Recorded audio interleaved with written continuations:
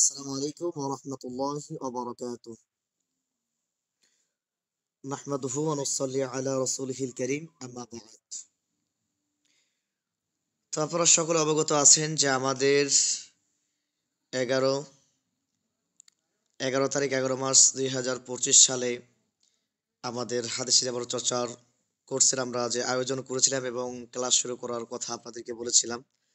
আলহামদুলিল্লাহ, ইতিপূর্বে আমরা আমাদের ক্লাসের যেই মূল কার্যক্রম সেটা আমরা আমাদের সেই স্থানে আমরা চলে এসেছি। তো আজকে আমরা ওরিয়েন্টেশন ক্লাসের মধ্যে আমরা প্রত্যেকের সাথে পরিচিত হব এবং আমাদের যে কোর্সের বিষয়াবলী আছে এগুলো নিয়ে আমরা আলোচনা করার চেষ্টা করব ইনশাআল্লাহ।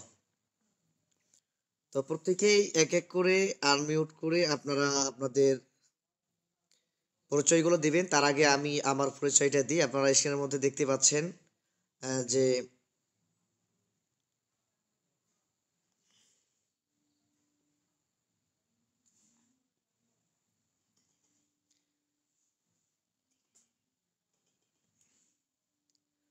ভিডিও যে আবার হচ্ছে কি না, আমি তো আচ্ছা, প্রথম ক্লাস না হলে সমস্যা না, এরপরে আমরা ওটা ব্যবস্থা করব। যেহেতু হচ্ছে চলুক, তারপরে দেখা যাবে। তো আপনারা দেখতে পাচ্ছেন যে আমি আব্দুর রাজ্জাক, মার্কাজুত তালিম আল মাদ্রাসার পরিচালক এবং যেই পরিচালনার ক্ষেত্রে প্রত্যেকটা বিষয়ে আমি এটাকে নিজের আয়ত্তে ব্যবহার করে আসছি। তাকমিল বা দাওরাই হাদিস আল জামিয়াতুল মার্কাজিয়া দারুল উলুম আল ইসলামিয়া নাচল চাঁপাইনবাবগঞ্জ থেকে আমি দাওরাই হাদিস শেষ করছি 2024 সালে, এবং আদব 2021 সালে জামিয়া মাদিনাতুল উলুম ডেমরা ঢাকা থেকে আমি আদব বিভাগে ওখানে কিছুদিন পড়াশোনা করেছি, যদিও শেষ পর্যন্ত ছিলাম না, মোটামুটি একটা লেভেল পর্যন্ত ছিলাম। এরপরে আমার দাখিল পরীক্ষা ছিল, ওই পরীক্ষার জন্য চলে আসছিলাম। তো এই ছিল আমার সংক্ষিপ্ত পরিচিতি, আমি আপনাদের সামনে পেশ করলাম। আপনারা এখন প্রত্যেকে আপনাদের পরিচিতিগুলা পেশ করবেন এবং আমরা আগামী ক্লাস থেকে ইনশাআল্লাহ আপনাদের প্রত্যেকের নামগুলো আমরা আমাদের নোট খাতার মধ্যে আমরা নিয়ে আসবো, অথবা এক্সেলে, অথবা আপনার যে কোনো একটা ফাইলের মধ্যে, এবং আপনাদের প্রতিটা ক্লাসে আপনারা কে উপস্থিত আছেন, কে ক্লাস করতেছেন, আবার কে ক্লাস করতেছেন না, এনাদের প্রত্যেকের হাজিরা হবে ইনশাল্লাহ, এবং আমরা এগুলো হাজিরা করে করে উপস্থিতির উপরে আমরা আমাদের ক্লাসের সামনে নিয়ে যাব এবং আপনাদের উপকৃত মানে আপনারা কতটুকু উপকৃত হতে পারছেন এখান থেকে আমরা এই বিষয়গুলো লক্ষ্য করতে পারবো, যে আপনারা যারা শুরু থেকে শেষ পর্যন্ত সময় দেওয়ার মন মানসিকতা নিয়ে এখানে এসেছেন, যারা সময় দিবেন ইনশাল্লাহ তাদের উপস্থিতি কেমন থাকবে এবং তারা শেষ পর্যন্ত কতটুকু অর্জন করতে পারবে, এটা আমরা আমাদের উপস্থিতির মাধ্যমে আমরা এটাকে উপলব্ধি করতে বা আমরা জানতে পারবো ইনশাল্লাহ। তা আমরা প্রত্যেকে একজন একজন করে আমাদের যে ডিটেলস, আমরা আমাদের নাম এবং আমাদের পেশা কি এবং আমরা কোন জেলা থেকে আছি, আমরা এতটুকু আমরা প্রত্যেকেই আমাদের পরিচয়টা দেবো ইনশাআল্লাহ। জি, একজন একজন করে পরিচয়গুলা উল্লেখ করুন।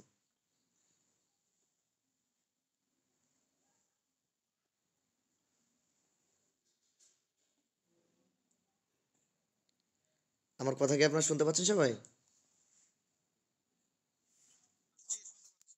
জি জি, একজন করে আপনাদের পরিচয়গুলো দেন। আসসালামু আলাইকুম রাহমাতুল্লাহ। ওয়ালাইকুম আসসালাম ওয়া আমি রাহমাতুল্লাহ। ইব্রাহিম রংপুর জেলা থেকে।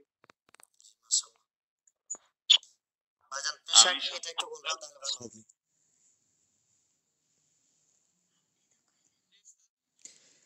মানে আপনি কি করেন এই জিনিসটা একটু উল্লেখ করবেন ইনশাআল্লাহ। রংপুর জেলা থেকে খতিব পীরগঞ্জ জামে মসজিদ। জি জি, মাশাআল্লাহ। এরপর আরেকজন। আনা আমি শফিকুল ইসলাম দিনাজপুর থেকে। আমি একজন দিনাজপুর। মাদ্রাসার ওস্তাদ। দিনাজপুর কোন জায়গা থেকে ভাইয়া? দিনাজপুর ফুলবাড়ি। জি জি, মাশাআল্লাহ। আমার বাসা কিন্তু দিনাজপুরেই। কোথায় দিনাজপুর কোথায়? আমার বাসা হচ্ছে বিরল থানা। মাশাআল্লাহ। জি জি। এরপরে ভাইজানের পেশা কি, আপনি কি করতেছেন বর্তমান? মাদ্রাসার ওস্তাদ। জি জি, শুকরান জাযাকুমুল্লাহ। এরপরে আরেক ভাই, একটু কষ্ট করে দ্রুত আমরা কাজটা করি, এরপরে আমাদের আজকের পড়ার একটু আলোচনা আমরা করবো ইনশাআল্লাহ। আসসালামু আলাইকুম। আমি মোহাম্মদ আফিল উদ্দিন, দিনাজপুর জেলার হাকিমপুর থানা থেকে বলছি। আমি এক দাখিল মাদ্রাসায় কর্মরত রয়েছি। জি জি, মাশাআল্লাহ। এরপরে আরেক ভাইজান বলেন। আসসালামু আলাইকুম।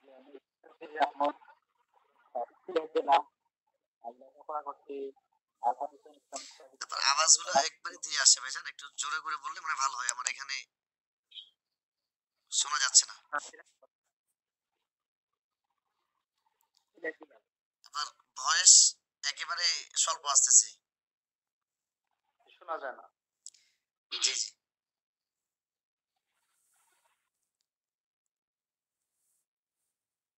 একটু জোরে বললে ভালো হয়।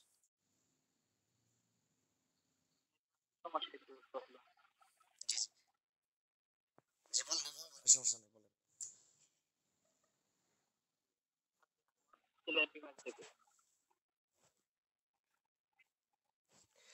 জি, এরপরে আরেক ভাই। আসসালামু আলাইকুম। চাঁপাইনবাবগঞ্জ গোলাঘাট, মাশাআল্লাহ। মসজিদের ইমাম ও খতিব। জি জি, মাশাআল্লাহ। এরপরে আরেক ভাই বলেন। আসসালামু আলাইকুম। আমি আব্দুল সালাম, চট্টগ্রাম জেলা থেকে। আমারও বাড়ি দিনাজপুরে, কিন্তু চট্টগ্রামে আমি জব করি। আমি হচ্ছে একজন কলেজ টিচার। মাশাআল্লাহ। দিনাজপুর কোন? আমার চিরিবন্দর থানা। মাশাআল্লাহ। জি, আলহামদুলিল্লাহ। জি জি, এরপরে আর কোন ভাই আছেন? আসসালামু আলাইকুম। ওয়ালাইকুম আসসালাম। আমি জুবায়ের আহমদ, সিলেট থেকে। বর্তমানে আমার লেখাপড়া সিলেট সরকারি আলিয়া মাদ্রাসা থেকে আল হাদিস বিভাগ এইমাত্র শেষ করেছি। জি জি, মাশাআল্লাহ মাশাআল্লাহ। পেশা হিসাবে জহির ইসলামী লাইফ ইন্স্যুরেন্সে আমি জি জি। জব করি। এরপরে কোন ভাই আছেন? আর কেউ আছেন কি?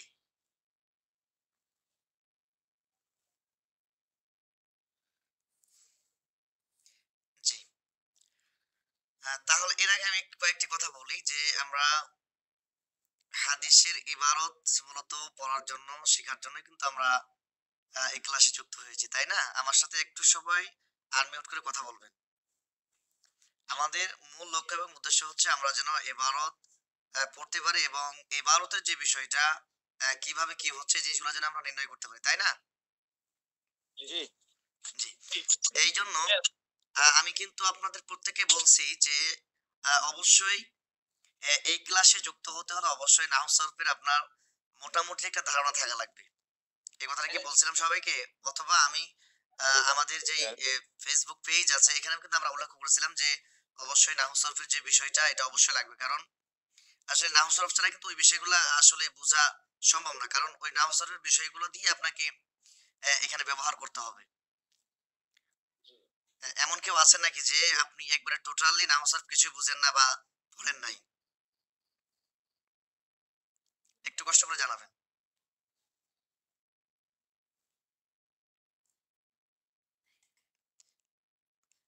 জি ওস্তাদ, পড়াশোনা তো করছি মাদ্রাসায় অনেক আগে। জি জি, এখন ধারণা তো আছে তাই না? মোটামুটি একটা ধারণা থাকার যেটা বিষয় সেটা আছে, সেটা থাকলে হবে আলহামদুলিল্লাহ। চেষ্টা করে দেখি।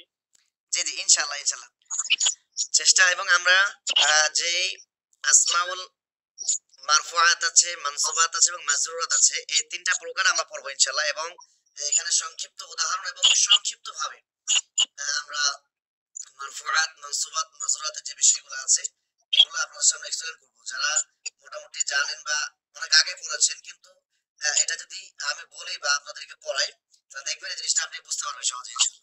আর এটাই আমরা চাচ্ছি যে আপনি যদি আগে থেকে পড়ে থাকেন তাহলে এই জিনিসগুলো সহজে ধরতে পারবেন, আর যদি আগে থেকে পড়া না থাকে তাহলে কিন্তু এই জিনিসগুলো ধরতে অনেকটা সমস্যা হবে। তো এটা একটা বিষয় যে নাহু সরফ আমাদের এক নম্বরে বলছিলাম, নাহু সরফ। আর দুই নাম্বার হচ্ছে যে আমাদের যে জিনিসটা লাগবে সেটা হচ্ছে যে আমাদের শব্দ পরিচিতি লাগবে। শব্দ পরিচিতি লাগবে অবশ্যই। শব্দ পরিচিতি ছাড়া ইবারত করা সম্ভব নয়। যেমন আমি যদি এখানে বলি আপনাকে যে আলহামদু, আলহামদুলিল্লাহি, এই যে আলহামদুলিল্লাহি, এই যে এখানে আলহামদু, এখানে মূলত এটা তো হচ্ছে আলিফ লাম, এটা আমরা জানি, কিন্তু এখানে যে হামদু, তো এটা করতে গিয়ে নাহু বা আমরা ইবারতের ক্ষেত্রে যে বিষয়টা আপনাকে শেখাবো সেটা হচ্ছে যে শব্দের শেষের অবস্থা। শব্দের শেষের অবস্থা আপনাকে আমি শিখাবো, সেটা দিয়ে আপনি ইবারত করতে পারবেন। কিন্তু পূর্বে যে আসলে এখানে হাইয়ের উপরে জবর হবে নাকি জের হবে নাকি পেশ হবে, অথবা মিমের উপর জবর হবে নাকি সেটা সাকির বিশিষ্ট হবে নাকি সেটা জের বিশিষ্ট হবে, এটা কিন্তু আপনাকে নির্ণয় করতে হবে কিভাবে? শব্দ পরিচিতির মাধ্যমে। যদি আপনি শব্দটা আপনার পরিচিত না থাকে, আপনি আলহামদু শব্দটা কখনো শুনেন নাই, তাহলে কিন্তু ইবারত পড়তে গিয়ে এটা কিন্তু আপনি পড়তে পারবেন না। এটা পড়তে পারবেন না বলতে আপনি শেষের অবস্থাটা আপনি নির্ণয় করতে পারবেন যে এখানে পেশ হবে নাকি জবর হবে নাকি জের হবে, এটা নির্ণয় করতে পারবেন। কিন্তু আপনার টোটাল যে বিষয়টা, পূর্বের যে সমস্ত হরফগুলো আছে এবং হরফের যে এরব গুলো আছে, জবরের পেশ, এটা আসলে কিভাবে আছে আর আপনি পড়ছেন কিভাবে, এটা কিন্তু আপনার জন্য অনেক কষ্টসাধ্য হয়ে দাঁড়াবে। এই জন্য অবশ্যই আমাদের 2 নম্বরে যেটা লাগবে সেটা হচ্ছে শব্দ ভান্ডার লাগবে। অবশ্যই আমাদের শব্দ পরিচিতি থাকতে হবে। শব্দ যদি পরিচয় না থাকে, তাহলে আমরা যতই গ্রামার জানি না কেন, যতই না হয় এবং সলভ আপনি আমি যদি আহ, শেষ করে ফেলি, যেটা এর চাইতে আর পড়ার কিছুই নাই, এরপরে কিন্তু সম্ভব হবে না। এজন্য অবশ্যই শব্দ পরিচিতি অবশ্যই লাগবে। এরপরে যে বিষয়টা হচ্ছে যে আমাদের শব্দ পরিচয়ের সাথে সাথে আমাদের যে অর্থের বিষয়টা, এই অর্থের বিষয়টা আমাদেরকে অবশ্যই খেয়াল রাখতে হবে। এবং আমাদেরকে আরেকটা জিনিস, যারা আমরা অনলাইন ক্লাস করি, আরেকটা জিনিস আমাদের সবচাইতে বড় দুর্বলতা হচ্ছে যে আমরা লাইভ ক্লাসে যুক্ত হই না অনেকেই। যদিও প্রথমে 2-1 দিন যুক্ত হয়, কিন্তু পরবর্তীতে আমরা এখান থেকে কিন্তু বের হয়ে যাই। অনেকেই ক্লাসে আসি না, মনে করি যে হয়তো রেকর্ড পাবো, রেকর্ড দেখে নিবো। আসলে যখন আপনি সরাসরি একজন স্টুডেন্ট একজন শিক্ষকের সামনে যখন যেভাবে বসে থাকে, যেভাবে শেখায়, ওই শিক্ষকের আহ, বিপরীতে গিয়ে ওই ছাত্র কিন্তু আসলে নিজে নিজে ওই জিনিসটা আয়ত্ত করতে পারে না। এই জিনিসটা কিন্তু অনেক কষ্টসাধ্য হয়ে যায়। আমি কি ভুল বললাম?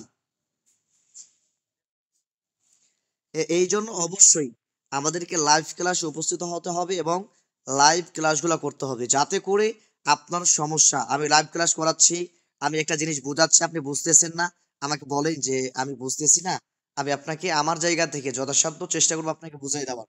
কিন্তু আসলে যখন রেকর্ডেড হয়ে যায়, তখন আপনি একটা ভুল বুঝতে পারছেন যে এই জায়গাটা আমি বুঝতে পারতেছি না, আপনি আমাকে বলবেন, হয়তো আমার ভিতরে কোনো দ্বিধাদ্বন্দ্ব হইতে পারে যে এখন বললে হয়তো উনি কি ভাববে বা অন্য কিছু, এইভাবে করে, অথবা আপনি আপনার ব্যস্ততার কারণে হয়তো এই ক্লাসটা বাদ দিয়ে আপনি অন্য কোনো জায়গায় অন্য কোনো কাজে ব্যস্ত হয়ে গেছেন, আমাকে বলতে চাইছেন যে এই জিনিসটা আমি বুঝাই নিব, কিন্তু পরবর্তীতে আর হচ্ছে না। কিন্তু আপনি ক্লাসে যখন আছেন, অবশ্যই আপনি এখানে উপস্থিত আছেন এবং আমাকে বলতে পারতেছেন যে আমি এই জিনিসটা বুঝতেছি না, আমাকে আর একটু বুঝাই দেন, তাহলে অবশ্যই আমি আপনাকে বোঝানোর ট্রাই করবো।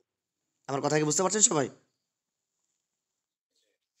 এই জন্য অবশ্যই আমাদেরকে লাইভ ক্লাসে যুক্ত থাকতে হবে এবং রেকর্ডেড হিসাবটা পড়ে আপনি ক্লাস করতেছেন, ক্লাস করার পর বুঝতেছেন, আমি বোঝাচ্ছি, এরপরে বুঝতেছেন না, মনে হচ্ছে যে ডাউট থেকে যাচ্ছে, তাহলে সেক্ষেত্রে আপনি তখন রেকর্ডেড ক্লাসটা দেখবেন। ওখান থেকে যদি আপনি একবার লাইভ ক্লাস করেন এবং রেকর্ডেড ক্লাসটা দেখেন, এক্ষেত্রে আপনার লাভ হবে কি, যে আপনি যে দেখলেন এবং আপনার বোঝার সক্ষমতা হতে পারে 60-70% হয়েছে, আরো 20-30% আপনি বুঝতে পারেন নাই। এই জিনিসটা আপনি পরবর্তীতে যদি রেকর্ডেড ক্লাসটা দেখেন, তাহলে দেখবেন যে আপনার 100-তে 100 আপনি বুঝতে পারছেন ইনশাল্লাহ।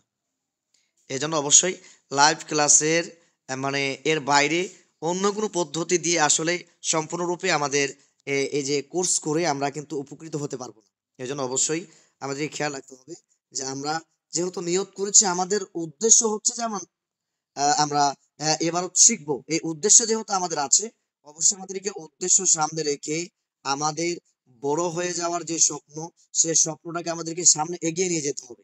যদি আমরা এগিয়ে নিয়ে যেতে না পারি, তাহলে কিন্তু আসলে আমরা নিজেরাই ক্ষতির সম্মুখীন হব। সাপোজ আপনি আমার ক্লাসে যুক্ত হয়েছেন, হতে পারে আপনি আমাকে কিছু ফি দিয়েছেন বা কোর্স ফি যে নির্ধারণ করেছে আমরা স্বল্প, সেখান থেকে আপনি যা পেরেছেন আপনার সামর্থ্যে বা আপনার যতটুকু সামর্থ্য আছে এখান থেকে যা দিয়েছেন, এটা আপনি মনে করতেছেন যেটা দিয়েছে তো কি হয়েছে, বা এটা দিয়েছি এই জন্য যে আপনি দিয়েছেন আর এখানে ভর্তি হয়েছেন এই জন্য যে আপনি সবকিছু শিখে ফেলবেন, এটাও কিন্তু সম্ভব না। অবশ্যই আপনাকে উপস্থিত থাকতে হবে এবং আমার জায়গা থেকে আমার যে গাইডলাইন আপনাকে আমি দিব, সেটাকে আপনাকে ফলো করতে হবে। এবং আমি আপনাকে যেভাবে রাস্তা দেখাবো, সেই রাস্তা দেখে আপনাকে চলতে হবে। যদি আপনি মনে করেন যে আমি ভর্তি হয়েছি, আমি ক্লাসে উপস্থিত হচ্ছি না, রেকর্ডেড ক্লাসগুলো ঠিক মতো দেখতেছি না, তাহলে কিন্তু আসলে সত্য কথা যে আপনার এখান থেকে কোনো উপকার হবে না। আপনি ভর্তি হয়েছেন ঠিক আছে, কোর্সে ভর্তি হয়েছেন, শেষ পর্যন্ত থাকবেন এবং বলবেন যে না আমি কোর্স করেছি। কোর্স করেছেন ঠিকই, কিন্তু আপনার বাস্তবে যেই আপনার আশা আকাঙ্ক্ষা ছিল সেটা কিন্তু পূর্ণ হবে না। এজন্য অবশ্যই আমাদেরকে লাইভ ক্লাসে যুক্ত হতে হবে, লাইভ ক্লাস করতে হবে এবং আপনার ভুল ত্রুটিগুলা আমি যেন বুঝতে পারি এবং আপনাকে ধরিয়ে দিতে পারি। এবং আমি আমি যে ভালো একজন স্টুডেন্ট বা আমি একজন ভালো একজন উস্তাদ, আমার কোনো কিছু ভুল হবে না এমনটাও না। আমার ভুল, এটা স্বাভাবিক হতে পারে। আপনি আমার থেকে বেশি জানতে পারেন, এটা স্বাভাবিক। কিন্তু আমি যেহেতু আপনাকে শেখানোর জন্য নিয়ে এসেছি, অবশ্যই আমি নিজেও শিখবো এবং আপনাদেরকেও শেখাবো ইনশাল্লাহ। এবং এই শিক্ষাটা হবে আমাদের সবার একত্রে। যার যেই জায়গাতে মনে হচ্ছে যে না এই জায়গাটা অন্যভাবে হবে বা এর বিষয়টা আর অন্যভাবে নেওয়া যায়, এই বিষয়গুলো আমরা অন্যভাবে নিব এবং যেটা সঠিক মনে হয় এবং নাহবিদ এবং সরফিবিদদের মতে যেটা সঠিক মনে হয় সেটাকে আমরা গ্রহণ করব। এজন্য অবশ্যই আমাদেরকে লাইভ ক্লাস করার বাইরে রেকর্ডেড দেখার যে চিন্তা ভাবনা, এটা আমাদেরকে দূর করতে হবে। আমার কথা আপনারা সকলেই বুঝতে পারছেন কিনা এবং আমার কথা ক্লিয়ার হচ্ছে কিনা একটু কষ্ট করে জানাবেন সবাই। হচ্ছে বোঝা যাচ্ছে। বোঝা যাচ্ছে স্যার, জি। ক্লিয়ার। তাহলে অবশ্যই আমাদেরকে লাইভ ক্লাসে যুক্ত থাকতে হবে এবং লাইভ ক্লাস আমাদেরকে করতে হবে। আর আমি আপনাদেরকে যেভাবে রাস্তা দেখাবো সেই রাস্তাটা ফলো করবেন ইনশাআল্লাহ। আমাদের যে 2 মাস কোর্সের মেয়াদ, এই 2 মাসের মধ্যেই আপনি একটা লেভেল করে নিতে পারবেন ইনশাআল্লাহ। তো আমরা এখন যেহেতু আমাদের মোটামুটি ওই বিষয়গুলো গেল, অবশ্যই আমাদের শব্দ পরিচয় থাকতে হবে। তো আমরা বলেছি আপনাদেরকে যে আসমা ও মারফুআত বা আসমা ও মারফুআত যেটা আমরা বলি না কেন, উভয়টাই বলা যায়। বা মানসুবাত এবং মাজরুরাতের যে বিষয়টা আছে এটা আমরা আলোচনা করব। কারণ ইবারতের ক্ষেত্রে বা ইরাবের ক্ষেত্রে আমাদের এগুলোর দরকার হবে। কারণ আমরা অনেকে জানি যে আসমা মারফুআত 8 প্রকার, এগুলো কি কি এটাও আমরা জানি। কিন্তু অনেকেই জিনিসগুলা একটু কঠিন হওয়ার কারণে নাহুর মধ্যে কিন্তু বিষয়গুলা বিভিন্ন কিতাবে বিভিন্ন ভাবে দেওয়া আছে। সেখান থেকে আমি আপনাদের জন্য সংক্ষিপ্ত ভাবে নিয়ে এসেছি যে একেবারে স্বল্প কথায় 2-1টি কথায় আপনাদেরকে এই জিনিসগুলো বুঝিয়ে দেওয়া, যাতে করে একটি করে আমরা উদাহরণ নিয়ে এসেছি এবং আপনাদের বাড়িতে কাজ থাকবে। ওই একটি উদাহরণের বিপরীত আপনি অনুরূপভাবে নতুন একটা উদাহরণ বা অনুশীলন আপনি একটা করে তৈরি করে আমাকে দিবেন, বা এটা আপনাদের বাড়ির কাজ থাকবে ইনশাল্লাহ। তো আমরা তাহলে আজকে প্রথম ক্লাসে হয়তো আমাদের অনেক দিয়েছেন ক্লাস, যদি ক্লাস না করে তারপরে একটু কেমন দেখায়। অবশ্যই আমরা আজকে আসমা মারফুআত এটা একটু আলোচনা করি যতটুকু পারা যায় ইনশাআল্লাহ। এবং আমরা পরবর্তীতে যেরকম থাকবে আমরা পরবর্তী ক্লাসে আলোচনা করবো ইনশাআল্লাহ। তো কারো কি কিছু বলার আছে? যদি কারো কিছু বলার থাকে একটু বলেন দ্রুত, কাইন্ডলি একটু দ্রুত বলেন যদি কারো কিছু বলার থাকে। আর যদি না থাকে তাহলে আমরা আমাদের মূল পড়া স্টার্ট করতে পারি। জি জি। দেখেন 2য় নাম্বার পৃষ্ঠার মধ্যে যেটা আলোচনা করা হচ্ছে যে ক্লাস নাম্বার 1, সেটা হচ্ছে যে আসমাউ মারফুআত এর আলোচনা। আসমা মারফুআত সে সকল ইসমুল মুআরাবকে বলে যাকে রফউন দ্বারা ইরাব প্রদান করা হয়। তো যেমন আগের একটি উদাহরণ নেওয়া হয়েছে যে হাদা, এর হচ্ছে কলাম। তো এখানে কলাম এই যে পেজ দেওয়া হয়েছে, এই পেজটাই হচ্ছে মূলত রফা, আর এটাকেই বলা হবে যে আসমাউল মারফুআতের একটা প্রকার। তো এরপরে যদি আমরা নিচে লক্ষ্য করি যে আসমাউ মারফুআত মোট 8 প্রকার। যাদের আনমিউট করা আছে আপনারা একটু মিউট করেন, মিউট করলে ভালো হবে, আমার এখানে নয়েজ আসতেছে। তাহলে আসমা মারফুআত হচ্ছে মোট 8 প্রকার। তো এর মধ্যে 1 নাম্বার যদি আমরা আলোচনা করি সেটা হচ্ছে ফাইল। তো ফাইলটা কি? ফাইলটা হচ্ছে কর্তা, যে কাজ করে, মানে কাজটা যে করে সেই হচ্ছে ফাইল বা সেই হচ্ছে কর্তা। যদি আমরা একটি উদাহরণ লক্ষ্য করি যে জাআ যাইদুন, জায়েদ এসেছে। তো এখানে জায়েদ কর্তা, মানে জায়েদ যে এসেছে আসার কাজটা জায়েদ করেছে, এই জন্য জায়েদটা হচ্ছে কর্তা বা ফাইল। তাই মারফু, অর্থাৎ ফাইল সবসময় মারফু হবে, অর্থাৎ পেশ বিশিষ্ট হবে বা রফা বিশিষ্ট হবে। আমরা যেটাই বলি না কেন, পেশ বিশিষ্ট বলি অথবা মারফু বলি অথবা রফা বলি, যেটা বলো না কেন। তাহলে এখানে আমরা দেখতে পাচ্ছি যে ফাইলটা রফা বিশিষ্ট হয়েছে। তাহলে ফাইল যত জায়গায় আসবে, অর্থাৎ ফেলের পরে যে কর্তা আসে, এই কর্তাটা সবসময় রফা বিশিষ্ট হবে। এটা হচ্ছে মারফুআতের প্রথম প্রকার। এরপরে যদি আমরা দ্বিতীয় প্রকার দেখি, সেটা হচ্ছে নাইবুল ফাইল। নাইবুল ফাইলটা কি? কর্তার স্থলাভিষিক্ত। যখন কর্তা বাদ যায়, তখন ক্রিয়ার কাজ যে গ্রহণ করে তাকেই মূলত নাইবুল ফাইল বলে। তাহলে সহজ কথা যদি আমরা বুঝি, যেই ক্রিয়ার মধ্যে ফাইল উল্লেখ থাকে না, যেই ক্রিয়ার মধ্যে ফাইল উল্লেখ থাকে না এবং ওই ফাইলের কাজটা মাফউল করে, তাকেই মূলত নাইবুল ফাইল বলে।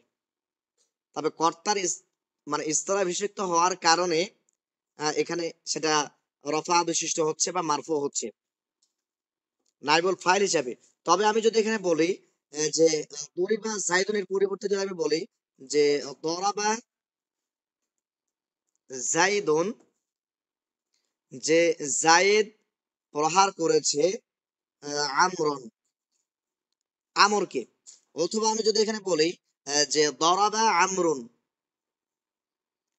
দরাবা আমরুন, দরাবা আমরুন জাইদান, যে আমর জায়েদকে মেরেছে, সেক্ষেত্রে জায়েদটা নসব বিশিষ্ট হয়, অর্থাৎ জবর বিশিষ্ট হয়। কিন্তু যখন সেটার ফাইল উল্লেখ থাকে না, অর্থাৎ ফাইল বা কর্তা থাকে না, তখন কর্তার স্থলাভিষিক্ত করতে গিয়ে মূলত নাইবুল ফাইল নিয়ে আসা হয়, অর্থাৎ ওই মাফউলটাকে ফাইলের স্থানে নিয়ে আসা হয়। অর্থাৎ দেখেন এখানে যে দরিবা জাইদুন, জায়েদ কে প্রহার করেছে, জায়েদ কে প্রহার করেছে, তাহলে জায়েদ প্রহার করেনি, জায়েদ কে প্রহার করা হয়েছে। তাহলে এখানে ফাইল কিন্তু উল্লেখ নাই, ফাইলটা হচ্ছে অপরিচিত কেউ। এই কথাটুকু আপনারা কি বুঝতে পেরেছেন সবাই?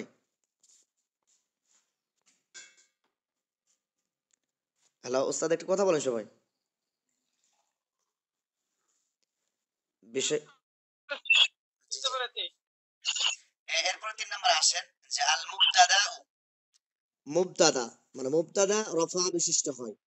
আমরা বললাম ফাইল এবং নাইবুল ফাইল রফা বা পেশ বিশিষ্ট হয়, আমরা দুইটা প্রকার জানলাম। তৃতীয় নম্বর প্রকার হচ্ছে আল মুবতাদা। সেটা হচ্ছে যে আমরা যদি সহজভাবে নিই, যে উদ্ভাবক বা শুরুর অংশ, আমরা এভাবে বলতে পারি। সেটা হচ্ছে যে কোনো একটা বাক্য যদি এসএম দিয়ে শুরু হয় এবং ওই এসএমটা সম্পর্কে কোনো সংবাদ দেওয়া হয়, তাহলে সেটাকে মূলত মুবতাদা বলা হয়। তাহলে যে নাম দিয়ে বাক্য শুরু হয় তাকে মুবতাদা বলা হয়। যদি আমরা উদাহরণের দিকে লক্ষ্য করি যে জাইদুন কাইমুন, জায়েদ দাঁড়িয়ে আছে, তাহলে এখানে জায়েদ যে দাঁড়িয়ে আছে, জায়েদ সম্পর্কে সংবাদ দেওয়া হচ্ছে বা খবর দেওয়া হচ্ছে যে জায়েদ দাঁড়িয়ে আছে। তো এই যে দাঁড়িয়ে আছে এ সম্পর্কে যে খবর দেওয়া হলো, এই জন্য জায়েদটা হবে মুবতাদা, আর এটা হবে মারফু, অর্থাৎ রফার অবস্থায়, অর্থাৎ পেশ বিশিষ্ট হবে।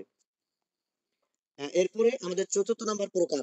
আমি কিন্তু সহজে এগুলো বলতেছি, এগুলো কিন্তু বিস্তারিত ব্যাখ্যা আছে এবং এগুলা অনেক বিস্তারিত আলোচনা আছে, আপনাদেরকে সহজে বোঝানোর ট্রাই করতেছি। এরপর যদি আমরা লক্ষ্য করি 4 নাম্বার যে প্রকার, সেটা হচ্ছে আল খবর, বর্ণনা বা খবর। তাহলে মুবতাদা সম্পর্কে যেটা বলা হয় সেটাই মূলত খবর, মুবতাদা সম্পর্কে যেটা বর্ণনা করা হয় সেটাই খবর। তো এই খবরটা মারফু হয়, অর্থাৎ পেশ বিশিষ্ট হয়। যেমন আমরা যদি একটি উদাহরণ দিকে লক্ষ্য করি যে জাইদুন আলিমুন, জায়েদ দাঁড়িয়ে আছে, তাহলে জায়েদ সম্পর্কে সংবাদ দেওয়া হলো যে জায়েদ দাঁড়িয়ে আছে, তাহলে দাঁড়িয়ে আছে সংবাদটাই হচ্ছে খবর, এই সংবাদটাই হচ্ছে খবর। তাহলে অবশ্যই আমরা দেখতে পাচ্ছি যে কাইমুন খবর, খবর হওয়ার কারণে এখানে মারফু, অর্থাৎ পেশ হবে। তাহলে আমরা মারফুয়াতের মোটামুটি 4টা প্রকার আমরা জেনে ফেললাম, আর 4টা বাকি আছে, এই 4টা আমরা একটু পড়ি। যে এরপরে 5ম নম্বর প্রকার হচ্ছে যে ইসমি কানা ওয়া আখওয়াতিহা। যেমন আমরা লক্ষ্য করি যে কানা, আসবাহা, যাল্লা, বাতা, মানে আপনার ইসমে কানার যে প্রকারগুলো আছে, অর্থাৎ আফআলে নাকিসা, আফআলে নাকিসা অনেকে অনেক গুলা নিয়ে আসে, কোনো কোনো বইয়ে 13টা আছে, কোনো বইয়ে 17টা আছে। আপনারা এগুলা যাদের মুখস্থ নাই বা অনেক আগে পড়েছেন সমস্যা, তারা একটু পড়ে নেবেন। আমাদের কাছে অন্য পিডিএফ আছে, আমরা ওটা দিয়ে দেবো, যেখানে আপনার আফআলে নাকিসাগুলা এক জায়গায় করা আছে ইনশাল্লাহ। ক্লাস শেষে আপনার যদি কারো সমস্যা হয় তাহলে জানাবেন, ইনশাল্লাহ আমরা আপনাকে দিয়ে দেবো গ্রুপে ইনশাল্লাহ। তাহলে উদাহরণ যদি আমরা দেখি, যে যখন কানার পরবর্তী শব্দটা আসে, অর্থাৎ কানার ইসমু কানা, কানার ইসমু কানা যখন আসে সেটা রফা বিশিষ্ট হয়। যেমন আমি যদি বলি যে কানা জাইদুন কাইমান, জায়েদ দাঁড়িয়ে ছিল, এখানে জাইদুনটা হচ্ছে ইসমু কানা, আর ইসমু কানা সবসময় রফা বিশিষ্ট হয়, আর খবরে কানা নসব বিশিষ্ট হয়। এটা নসব বিশিষ্ট হয় মানসুবাতের মানে যে যখন আমরা আলোচনা করব তখন আপনার এই যে কয়মানটা এখানটা এই জায়গাটা আপনার ক্লিয়ার হবে। তখন যেহেতু আমরা মারফুয়াত পড়তেছি, এই জন্য এটা মনে রাখেন যে আফআলে নাকিসা তার পরবর্তী ইসিম কে রফা দেয়, মারফু হয়, এবং তার খবরকে নসব দেয় অথবা জবর প্রদান করে। এই কথাটা আপনারা মনে রাখবেন। এরপরে যদি আমরা লক্ষ্য করি 6 নাম্বার যে প্রকার, সেটা হচ্ছে যে খবরে ইন্না ওয়া আখাওয়াতিহা, সেটা হচ্ছে যে ইন্না, আন্না, কান্না, লাকিন্না, লাইতা, লাআল্লা ইত্যাদির পরের খবর।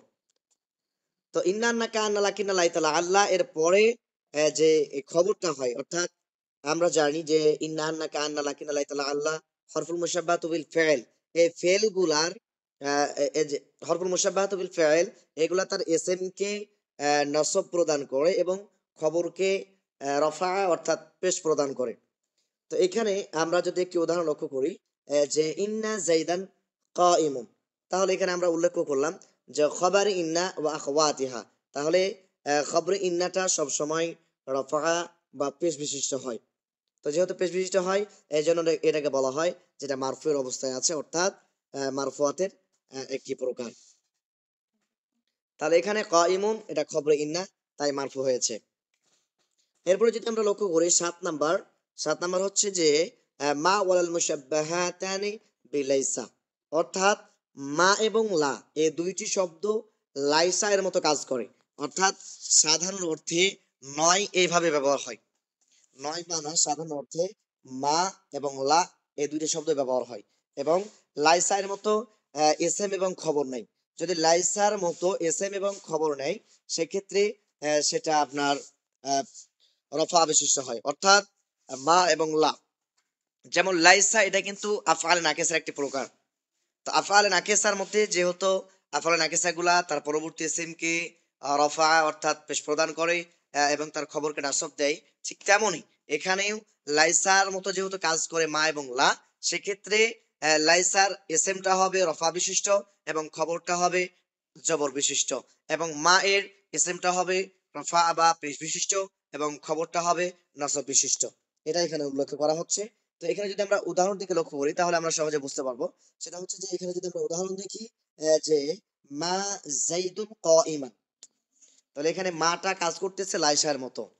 তাহলে এই যে লাইসার মতো কাজ করতেছে, এই লাইসার মতো কাজ করার কারণে তার পরবর্তী ইসিমকে আপনার ইসিমকে মায়ের ইসমু মা হিসেবে সে রফা অর্থাৎ পেশ প্রদান করেছে, এবং কাইমান এখানে খবরে মা হিসেবে জবর প্রদান করেছে।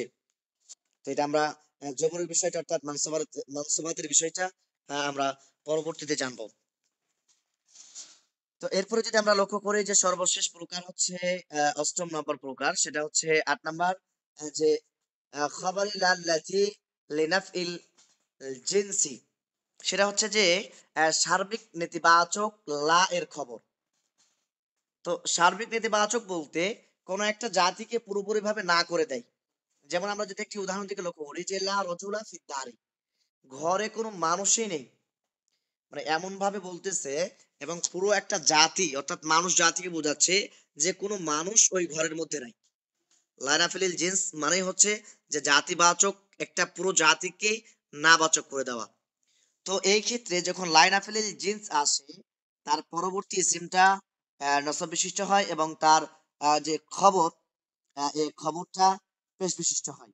তো এখানে যেহেতু ফিদ্দারি এখানে মূলত আপনার অন্য একটি মাউজুদুন আমরা একটি শিবুল ফেল ধরতে পারি, সেখানে ধরে আমরা এখানে লায়ের খবরে লা আমরা বানাতে পারি বা বানাই, এভাবে বানিয়ে থাকি।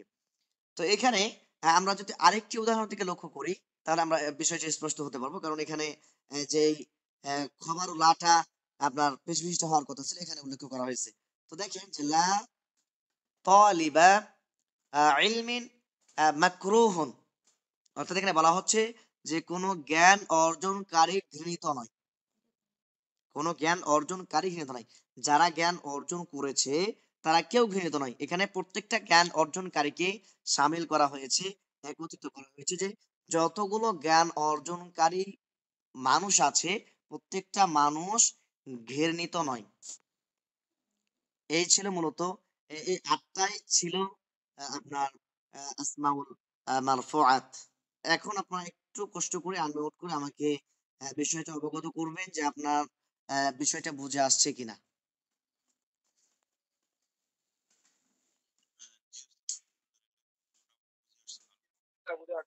উস্তাদ, জি এটা কথা বলতে চাচ্ছিলাম আর কি। জি জি উস্তাদ, আমরা তো এই নিয়মগুলো অনেক আগে থেকেই পড়ে আসতেছি আলহামদুলিল্লাহ। আমার মনে হয় যে আমরা হাদিসের ইবারত থেকে সরাসরি পড়তাম, সেখানে কোনো সমস্যা হলে আপনি বলে দিতেন, অথবা কারো সওয়াল থাকলে জি জি সে ইনশাআল্লাহ ভাইয়া, আপনি আমরা তো প্রশ্ন ওইটা করব, অবশ্যই করব। তার আগে আমরা শুধু আজকে ওরিয়েন্টেশন ক্লাস আপনাদের এটা করাইলাম, আর আগামী ক্লাসে শুধু আমরা এটা নিয়ে আলোচনা করব, মানসুবারটা নিয়ে। এরপরে আমরা সরাসরি হাদিসের ব্যাপারে চলে যাব। কারণ এটা হচ্ছে আমরা একটু ঝালাই দিয়ে দিলাম, অনেকেই হয়তো অনেক আগে পড়ছে, যার হয়তো জানা নাই, যার কারণে আসলে বিষয়টা আমাদের একটু কঠিন হয়ে যাবে। এই জন্য শুধু একটু জানাই দিলাম। জি আগে পড়ছি তো, আপনি এগুলো বলাতে এখন মনে পড়তেছে অনেকটা। জি জি অবশ্যই। এই জন্য আমরা একটু চেষ্টা করতেছি যে মারফুআত, মানসুবাত এবং মাজরুরাতের যে প্রকারটা আছে দুইটা ক্লাস আমাদের যাক, এতে করে আমরা যেন পরবর্তীতে আমরা সহজে বুঝতে পারি বিষয়গুলো। এই জন্য আমরা জি আর একটা দিন শুধু আমরা একটু কষ্ট করবো, এরপর আমরা সরাসরি হাদিসে চলে যাবো ইনশাআল্লাহ। আমরা এমনটা না যে আপনাকে গ্রামার পড়াইতে পড়াইতে নিয়ে চলে যাবো 20টা ক্লাস পর্যন্ত, এরপরে 4টা 5টা ক্লাস আপনাকে কয়েকটা হাদিস পড়াবে, শেষ করে দেবো। আমি আপনাদেরকে কথা দিচ্ছি, অবশ্যই আমাদের মিসকাতুল মাশারিফ থেকে 100টা হাদিস থাকবে, এবং বুখারী মুসলিম থেকে আমরা আরো আপনাদেরকে 5টা ক্লাস করাবো। অর্থাৎ 21তম ক্লাস থেকে নিয়ে 25তম ক্লাস, অর্থাৎ বিদায়ের আগ পর্যন্ত আমরা আপনাদেরকে বুখারী মুসলিম থেকে কয়েকটি হাদিস সনদ সহকারে বিস্তারিতভাবে পড়াবো, এবং যেন কোনো হাদিসের সনদ পড়তে আপনার কোনো সমস্যা না থাকে, এটা আমরা ক্লিয়ার করবো ইনশাআল্লাহ। উস্তাদ, আমাদের ক্লাস কোন দিন হবে? আমাদের ক্লাসের শিডিউলটা আমি কিন্তু দিয়ে দিছি গ্রুপের মধ্যে, আপনারা হয়তো দেখছেন, অনেকে দেখেন হয়তো, লক্ষ্য করেন নাই। ওখানে দেখে নেবেন। আমাদের ক্লাস হবে আজকে মঙ্গলবার, তাই না?